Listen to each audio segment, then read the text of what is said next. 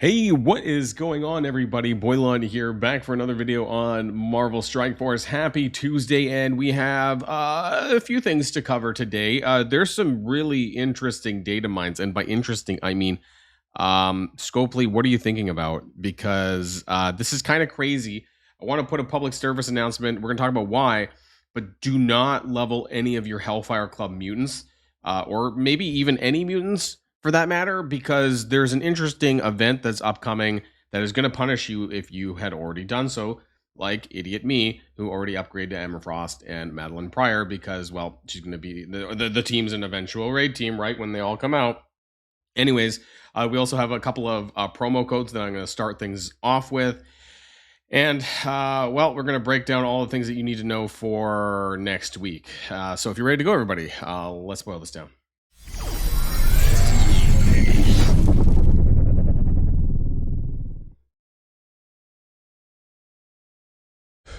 Okay, let's start with the promo code. So there was two, and it seems like this is all coming from like the counting Discord crap, right? So the first one was like 1,000, the first is 2,000, and this one I think is 3,000, unless I did it in the wrong order. 3,000 and 250, 3,000 antimatter and 250,000 gold, and then the summer boost. Okay, all caps, summer boost. You can kind of pause the screen. You can see it here, summer boost, and then the fourth, or then the second one for today. August challenge, all caps as well. Oh wait, did I screw that up? But I can't do it back to back. Is that I forgot? Is there a problem? August challenge, redeem. Okay, there we go. 300,000 gold and 4,000 antimatter. So it seems like it's counting up by 1,000 antimatter per promo code, which is slow as all hell. But there you go. That's some extra rewards there. Was that 3 million? No, it was 300,000. Okay, I thought it was million. Nope, they weren't that generous. Okay, so it wasn't a whole lot, but there you go. The other thing, before we get into more, I want to talk about the Fallen Dimension. So Fallen Dimension regular, this was just an auto fest. But Fallen Dimension Omega is the biggest load of shit that I've ever had. Now, I could do this if I cared, right? But the thing is that the rewards are 100,000 gold apiece all the way around until you get to the final node is 200. You could blitz faster. I'm not even joking. You could blitz faster for gold than the time it takes to clear these nodes. Also, the first time and time rewards is, again, just gold. And from my understanding, it's, I think, like 2 million gold or something like that. I mean, again, it's just for the amount of time to put in to do this. It's pretty crap. But one thing that I would watch out for is whether or not the Fallen Dimension regular, unfortunately, I don't have access to the map, but they might be available after the two runs. We'll see, right? The node runs might continue. And the node rewards on the regular Fallen Dimension are decent, right? There is all that gold, and actually, sorry, it's not gold, but it's training mods, I think, right? There's like some orange training mods per node, and it was also just autoable, so that might be something to watch out for in terms of just like easy rewards that you can pick up.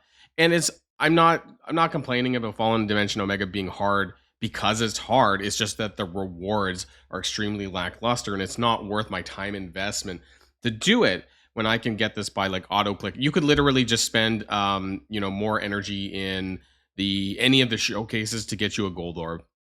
That's essentially as much gold as you would get on these nodes. It's just absolutely wild, if you ask me. Let's go back. Some other things that I want to talk about is the freebie here. You get 5,000 free antimatter. If you miss this out, it should be in your command center. Clicking on here, there's a claim button here where it talks about that. I don't think they updated anything else in there just yet, right? We're still working our way towards this eventual blog release for the Annihilation raids. We've slowly been talking about that. They also introduced the new team. Oh, no, not that. We're going to talk about that after. This one here, right? And no, I didn't blur this out on the side. I don't know whose video this is from. This was just posted in my Discord server. But I'm not going to go into big detail. You've probably seen all the envoys talk about this already, about the next raid tech team, which we all called from a mile away a month ago, including Hobgoblin, right? So there's going to be reworks of Shocker and Vulture. The new characters, Superior Spider-Man, which is my base understanding is that it's like Otto Octavius in Spider-Man's body. And then we have, maybe he has the spider arms, I don't know. And then Hobgoblin and Scorpion. So those are going to round out these characters. Now, apparently, what I found interesting was that only the 3 new characters are going to have the Insidious 6 tag. And this is supposed to be a raid team. Now, the reason why I find this interesting is because the data mine suggested that the highest difficulty was going to be locked behind the actual tags, like the team tags. So the Insidious Six have only 3 members, which is very much like Cabal. Makes me a bit confused as to how they're going to implement this into the next raid, unless it's literally designed to be done with 3 characters. I doubt it, right? But they do talk about how the Insidious Six can mix and match with other Sinister Six, and while Shocker and Vulture do not have the Insidious Six tag, that there's going to be some sort of flexibility, and it talks about maybe using other characters from the Sinister Six as well, right? It says functions as a self-contained strike team down here, but commanders may find strategic value in mixing them with other Sinister Six operatives.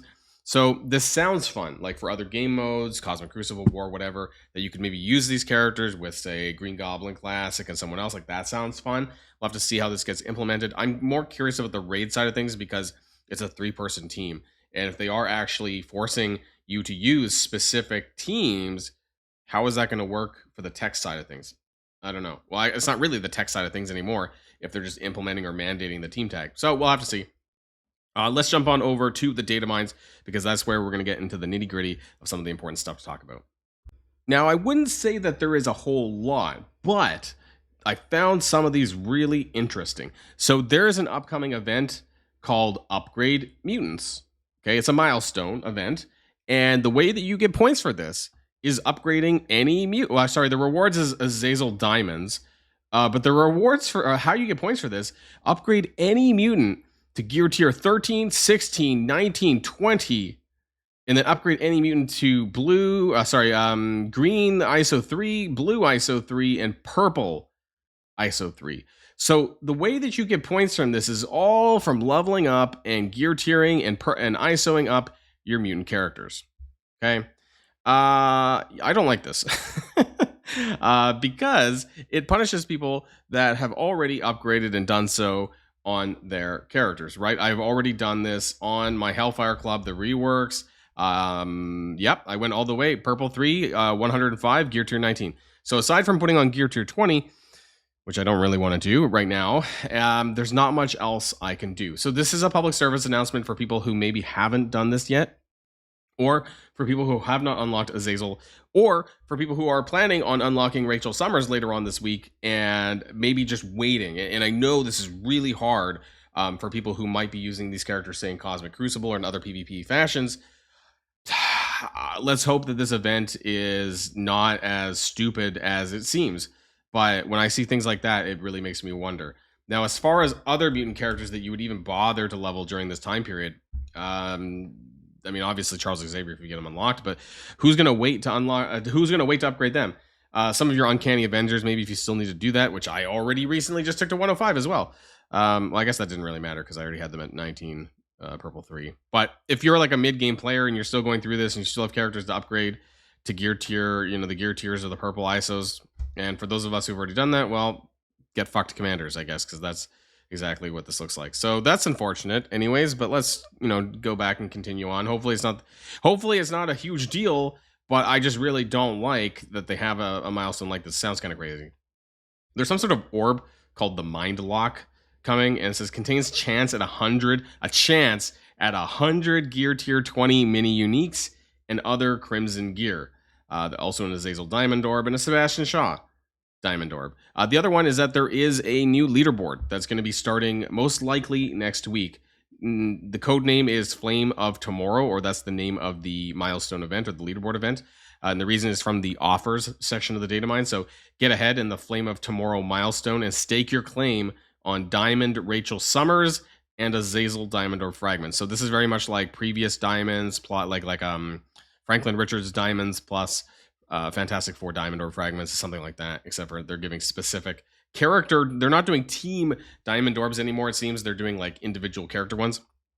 And then finish strong in the Flame of Tomorrow milestone to compete for Diamond Rachel Summers and Azazel Diamond Orb fragments. Now, one thing that we do know is that there is going to be a campaign energy portion of it, because inside some of the offers it said get your daily dose of campaign energy for progress in the Flame of Tomorrow milestone. So that basically indicates that there's going to be a campaign energy input for this leaderboard. And so for that reason, I think that if anyone cares about Well, I mean, frankly, if any spenders care about Rachel Summers diamonds, they're going to spend on it anyways. But what I think is going to happen is that this is going to be a mutant leaderboard. So for people who want to get gear tier 20 stuff for this, should look out for that. And the reason why, and that's where I'm going to pivot to this other one. This is Bo's Gorilla. He kind of had this nice little write-up for me here that basically explains some of the leaderboard events that happened basically since May. We had Thunderbolts that released in May, and there was also a Gear Tier 20 bio leaderboard called Stolen Thunder. We also had the leaderboard for Odin in week 3, Ride of the Allfather. You might remember that. In June, we had a Mystic leaderboard with Accursed Rain, and then we had diamonds for Omega Red Phoenix Force under the Fire Incarnate. Now, it seems to follow a little bit of a trend. In July, we also had a bio leaderboard for the Fantastic Four, right? We just had the Fifth Force, right? You remember that? And then we had Quantum Surge, which was diamonds for Quasar. Now, the Gear Tier 20 for those are a bit variable. It seems to follow a different track. But then if we go to the very bottom, actually, I need to go into full screen mode here, down. August, right, this month, we have the Hellfire Club, which is probably going to be a mutant leaderboard here for the Broken King Week 3 with the Flames of Tomorrow. And then I think, well, we think that there's going to be a null leaderboard basically by the end of the month, or, but, you know, end of August, early September, that kind of thing. Not only are we moving into a new battle world with Sentry, but there just really isn't a lot of high profile characters that haven't received diamonds. Like Shadow King's received it, Quasar's received it, right? So we're basically up to Null as being, I think, the last character that has not had, and Blastar obviously, but that won't happen for a little while.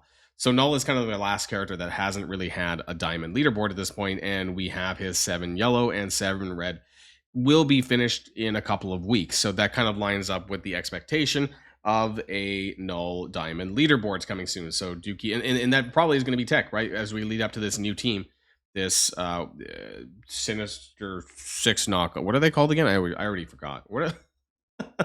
Insidious 6, right? So it's probably going to be some sort of future tech leaderboard alongside Null. So that's something that I would look forward to as well. So let's recap a little bit. Fallen Dimension Omega is garbage. Don't waste your time on this unless you hate yourself or you literally have nothing else to do, in my opinion. The gold rewards are garbage and dog shit. But do the regular one and auto that, because you'll probably get more value out of it. You'll definitely get more value out of that for a lot easier. And again, it's not, I don't hate hard content. I do hate hard content that has no carrot, that basically has no rewards that are worth chasing for. That's what I hate. I hate wasting my time. Let's put it that way. And then we also have, of course, that mutant garbage that's going to be coming. So if you are unlocking the Hellfire Club and, you know, any other characters that you want to upgrade, I would hold off from doing that until we know a little bit more about this event. Maybe we'll hear about it on Friday's blog post. I'm also kind of curious what's going to be happening with this new raid and how that's going to be implemented for the Insidious 6, given that it's a 3-person team. But I'm sure we'll find out more about that in the days and weeks ahead. So that's going to be it for me, everybody. And until next time, I'll see y'all on the next video. And if you like this video, make sure you hit that subscribe button if you haven't already, and you'll be greatly helping out the channel. Have a great day, and I'll see you guys on the next one.